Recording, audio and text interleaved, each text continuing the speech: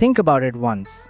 Almost 15 years ago, a small bird who cannot even fly decided that he would either do the impossible or die trying to do the impossible. If you do not know this story, let me tell you. In Werner Herzog's documentary, there is a scene where a penguin is walking with his group toward the ocean to find food. But suddenly, he stops, turns around, and starts walking in the opposite direction toward the mountains. The path he chose has no food for 70 kilometers and no shelter. It is absolutely certain that this penguin will die on that road. But still, he walks.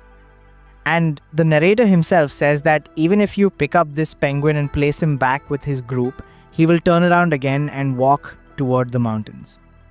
Now, this video kept appearing in my feed for days and I kept skipping it. But recently it came back, and this time I stopped. I watched the entire documentary. And then I realized why this penguin was destined to go viral. Because hidden inside this 2-minute scene are 4 lessons that ancient Japanese masters spent their entire lives teaching. 4 truths that the samurai wrote about centuries ago. And I do not know if you've seen this video, but I'm certain you have not noticed these 4 things. So let me share them with you, because wisdom like this is rarely found. The first lesson is about waking up. When that penguin stopped and turned, I stopped seeing a bird and started seeing a human being.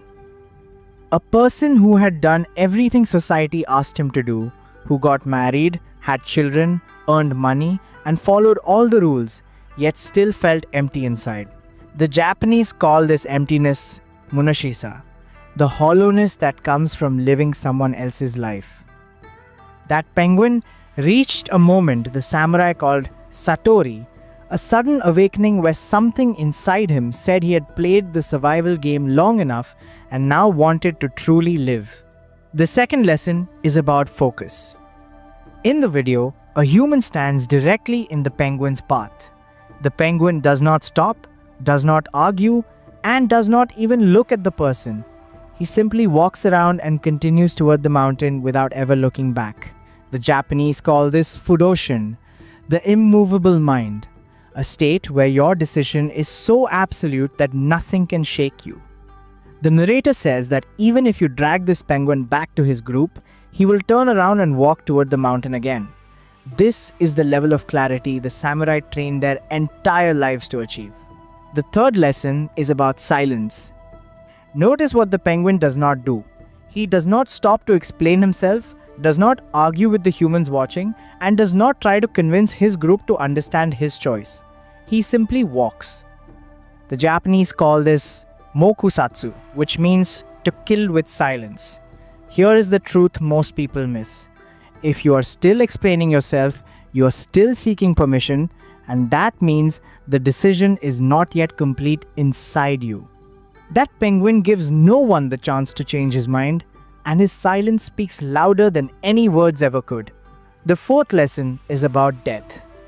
The samurai practiced shi no kakugo every day, the readiness to die, because they understood that death is the only truth that cannot be negotiated. Society shows you the middle of life where you get married, buy a house, and earn money, but they hide the end, because if you see it clearly, you might start questioning everything in between. That penguin understood that walking to the ocean would not make him immortal, so he chose to die walking towards something that felt true.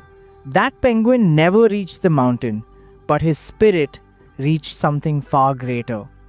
15 years later, millions still talk about a small bird who could not even fly, but became a teacher to the most intelligent species on Earth.